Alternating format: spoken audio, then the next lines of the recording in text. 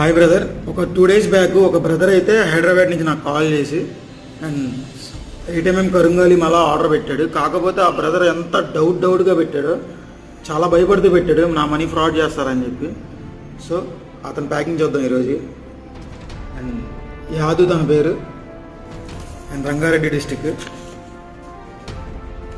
8mm కరుంగాలి మాల.